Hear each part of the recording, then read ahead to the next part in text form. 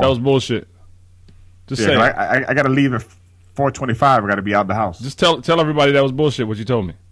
I don't have no problem saying that. I'm a liar. There was $40 on the table. But yeah. You a goddamn lie. Oh my gosh, that was one of the funniest moments. I have it all on tape. All right, here we go. Yep. Welcome to Super Fantastic Show. I'm Coach B. Moore. I'm with my good friend, dad, husband, concerned black man, upstanding taxpayer, former Olympian, world champion, black Republican. Oh man, hey, that'll dead everything. That'll do it. That'll do it. And we're off the air. Dr. Rodney Ferguson. And Dr. Ferguson, it's good to see you, brother. I don't get to see you enough. Yeah, listen, likewise. Yeah. But you hit me yesterday while I was probably watching CNN or MSNBC, and you hit me up and said, one thing I need to let you all know is that when he calls, it's just the continuation of a very long conversation. These phone calls are just intermittent iterations of an ongoing conversation. So there's no nicety. There's no, hey, how you doing? There's none of that. It's just the next sentence in the conversation. And I love it. Right. Now, listen, they're nodes of continuance. That's it. Calls me up. I pick up the phone. Hey, yeah, we need to record right now. Okay. You know what we need to talk about? Yes. Coffee with Roddy. Tea with Coach B. We need to talk about what's happening in America. We're not talking about Baltimore. We're not talking about Ferguson. We're not talking about Black America. We're not talking about white America, Asian America, yellow America. We're not talking about any of those Americas. We're talking about humanity. The United States of America. That's it. The brotherhood and sisterhood of the United States of America. And the turmoil that our country is facing. And, the stories that are being told around it. Well, let me run it down like this. I had the opportunity in 2004 to attend the Olympic Games, and I fought for the United States. I traveled around the world as an ambassador of sport, if you will, in the sport of judo when I was competing. I've been all over the world with the United States patch on my back, and the way that I behaved, the way that I governed myself, the way that I fought, the way that I walked, the way that I spoke and interacted with people was a representation of my country. Darn right. You were a reflection.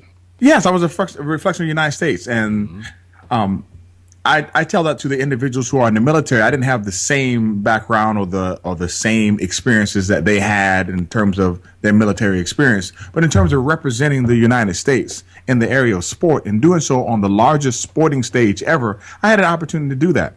And I didn't do that as a Black American. I didn't do this as an African American. I didn't do this as a Bahamian American. I did that as an American. Now, my background is very storied, as other individuals' background is storied too. What I've been through and what I've done is not really important on a personal level. I'd like to speak to what has happened systemically, what has happened to the United States systemically. And I'd like to bring it to the forefront through the model that we use not only in psychology, but that which we use in engineering. There we go. There's a model that we use in systems engineering that it's the same model that you have that enables you to keep your temperature in your house at a certain temperature. It's a regulating model. It's what we call a feedback loop model, but also based upon the SR model in psychology. The SR model is what you use when you're dealing with the mind or conceptual framework. The feedback loop model is what we use when we're dealing with engineering. And let's let them know what SR is. The SR model is the stimulus response model. There we go. And usually it's the SR model or SRS. There's a stimulus, and that stimulus provides a response. The response becomes the new stimulus, and another response occurs. It's a constant feedback loop. So anytime that you see a thing or a phenomenon happening in society or in a community or in your house, in your personal life, in your finances, economically, you always have to link that back to the SR model. So when you look at what has happened in Ferguson or you look at what's happened in Baltimore, we take Baltimore as the current case, you have to say, this is the particular response for what stimulus? And that SR model will allow you to go all the way back to the beginning. So we look at the response. The response is protesting and riots. Now, why were the protesting and riots occurring? Wait. I think you started one step before. where I'd like you to start. So this morning. Hey, well, go on, Coach Mel. Oh, I'm gonna coach you up, buddy. We're gonna get you there. We're gonna get you there. This morning, as I do many a day, after I get my second breakfast in, after I'm back from training, I turn on Sports Center, or better yet, I don't even turn on Sports Center. I turn on First Take. You got Stephen A. Smith, you got Skip Bayless, two guys who I love to watch and listen to them debate, and they tackle things that border on sports. And today, of course, they talked about what's happening in Baltimore, and they used the Ray Lewis video as a gateway into that. We'll talk about that later.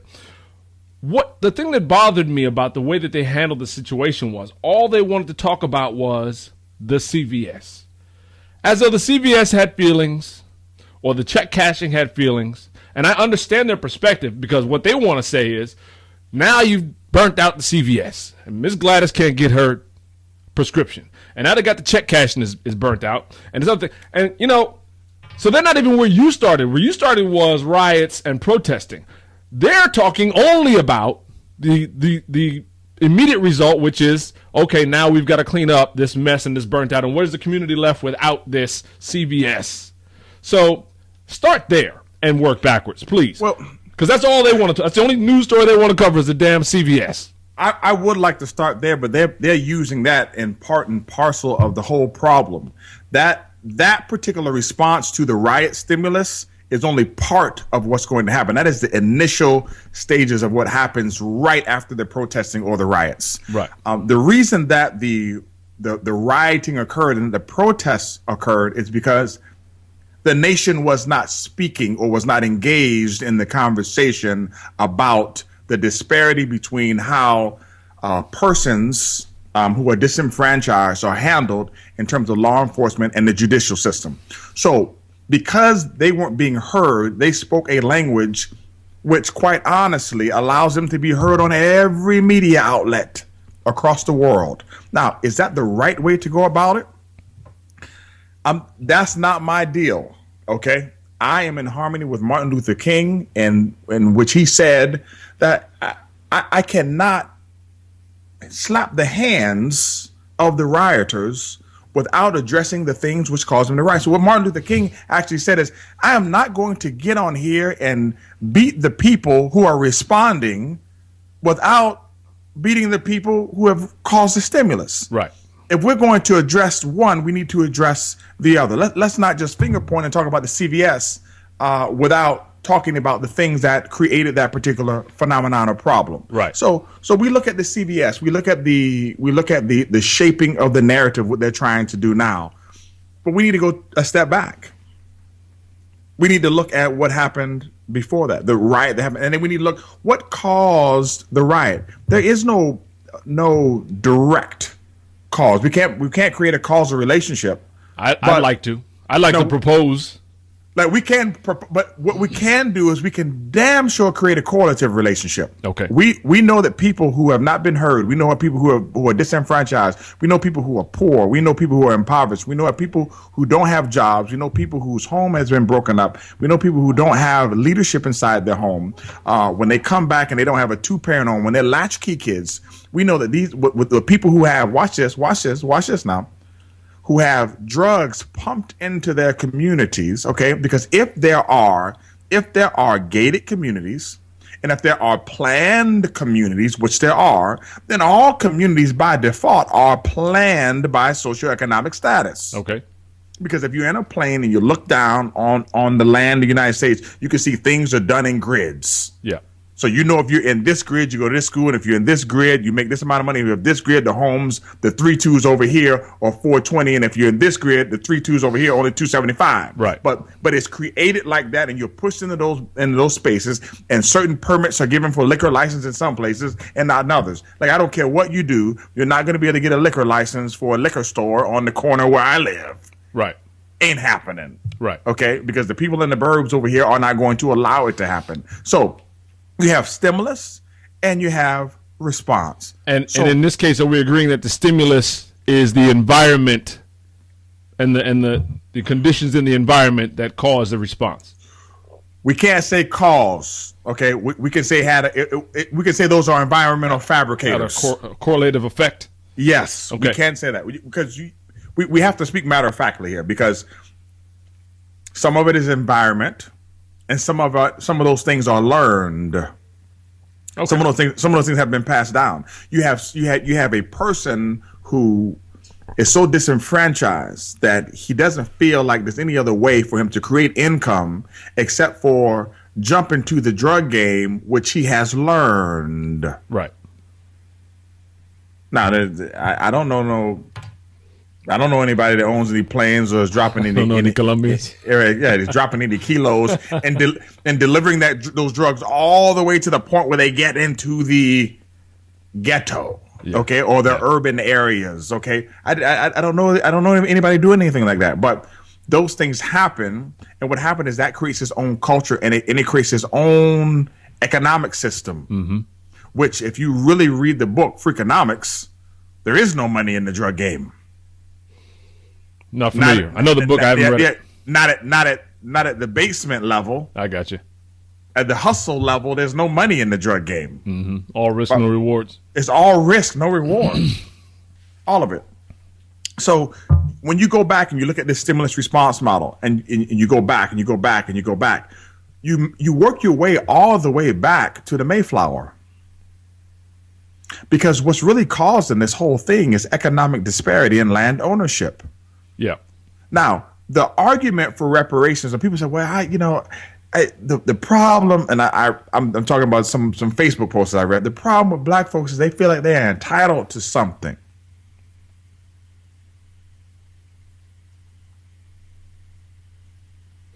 I'm glad I don't have those friends on Facebook.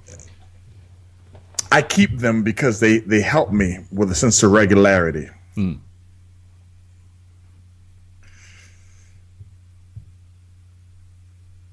The problem is black folks feel like they are entitled to something. The Bible said that a man that doesn't work shouldn't eat, which means that a man that does work should eat. Therefore, if you work, you should eat. You should receive some compensation for the labor that you have brought forth. Mm-hmm. If you do labor, you should reap the benefits from your labor. So when you labor to the point where you've built the whole United States, where's your benefit for your labor? Zero. Okay, so if you haven't benefited from your labor, or if I do the work and then you come in and take my paycheck, that is my paycheck because I've done the work, then you've actually stolen from me. So if you steal from me, then you what? You owe me. Right. Now, if you don't believe that, you don't have to, because they created the Freedmen's Bureau Act in 1863. It was 1863, 1865, because the United States did see that they owed people money and land. The problem was that particular act was rescinded. So the black folks who were supposed to get their 40 acres and a mule never got their stuff because power doesn't concede itself. Well, so they rescinded the act. Yeah, so, and they made it so that you're not a person. Correct. People were owed and you are not a person. But I have a problem with even the addressing.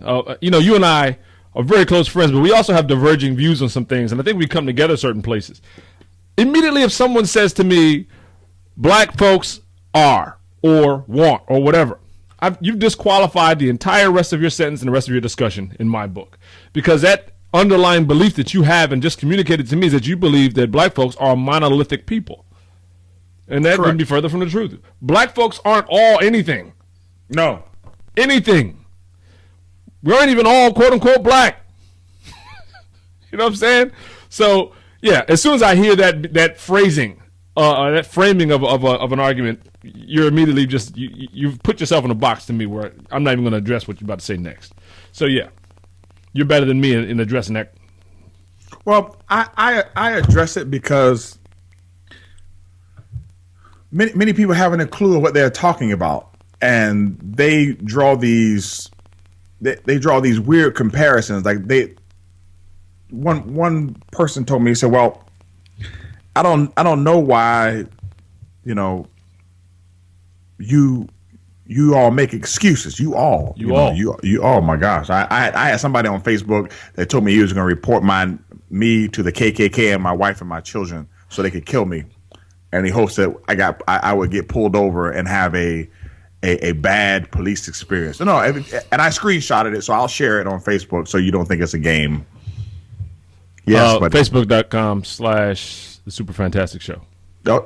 Listen, it is the real deal. Yeah. You can write all your OMGs down. So here's the deal. I have a different experience. So you have people who don't believe in privilege. Now, this is the SR model. This is the SR model.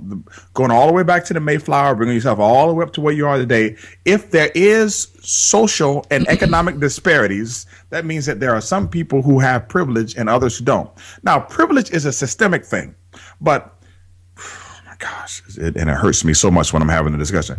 Privilege is a systemic thing, but people in the argument want to confuse inductive and deductive reasoning by saying, well, I'm not privileged, so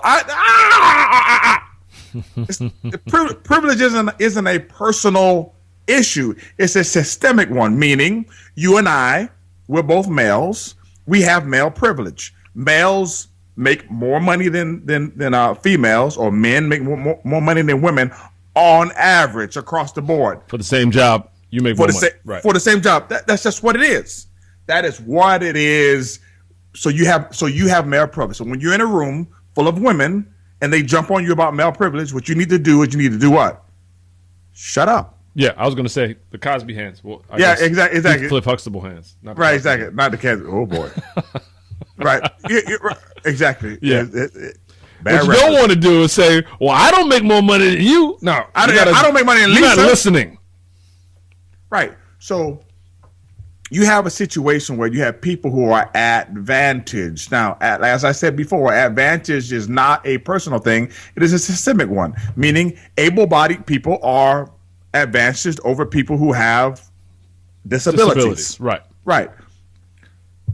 People who are little people, or people who are challenged in terms of height, which is still disability, they have that disadvantage over people who are taller or regular height, what you would call regular height. Right. Listen, you have men and women. Okay, you have all this. You have overweight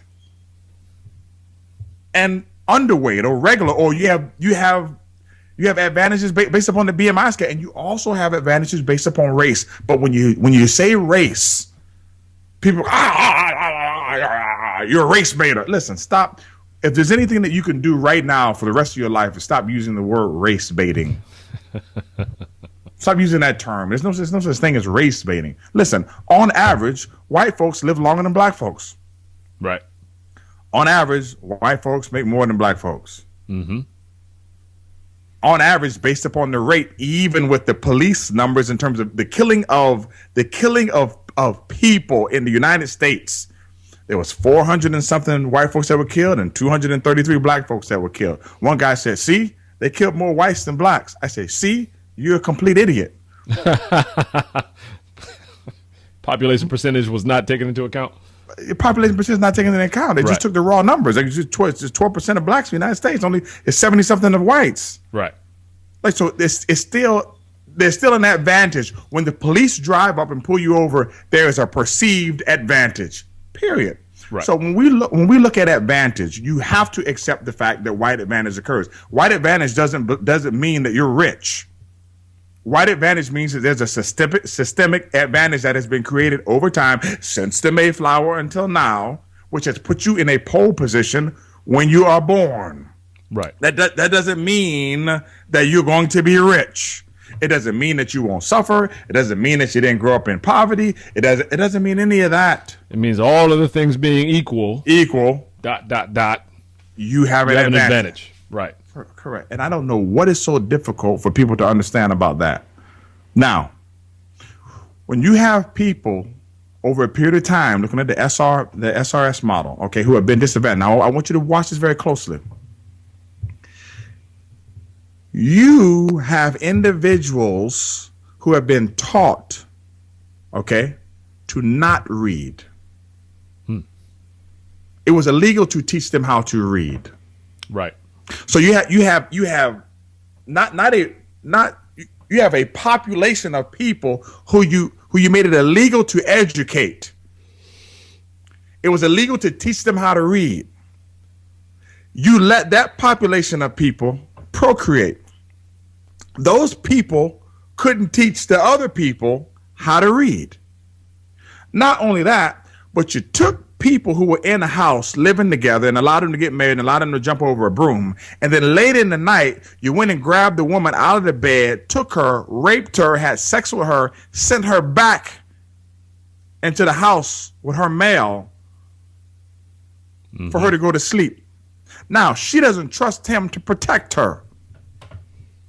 You've created a division in that home. He no longer respects her because of what you've done to her. But this is the mentality that you've created on the plantation, but this goes on over and over. And then you create another black person to oversee those people. And the person who oversees them is telling on them, and he has learned to tell on them in order to get ahead. Yep. But this culture that you don't understand, this culture of division you've sent forth. And then because you had a different treatment of how some of the lighter folks looked and how some of the darker folks looked, you've created this, you created a subdivision inside of Black America. And therefore inside of America. Inside of America, because now you have light-skinned blacks do make more money than dark-skinned blacks. Mm-hmm. So it becomes a race and colorism thing all along the spectrum. Now, it exists in Brazil. It exists in India. It exists anywhere that's post-slavery. It exists all over the world. That's right. It exists all over the world. Post-colonial. I don't even want to get into that. Yeah. All right, but let me say this. So there is a color issue, and there is a disparity issue, and there is an advantage issue, and then there is a virus that has been injected into a population of people where psychologically they're damaged. And somebody along the lines has created the psychological damage. Now, in that psychological damage, who saw fit to repair it? Who's taking responsibility? Who's taking responsibility? Now, you can't knock a guy in the back of the head with a hammer, and then when he falls down, say, "Hey, man, you need to pull yourself up by your bootstraps." Now, at the same token, when you get knocked down, you can't lay there and wait for anybody to help you up either. That's right. I am in agreement with that.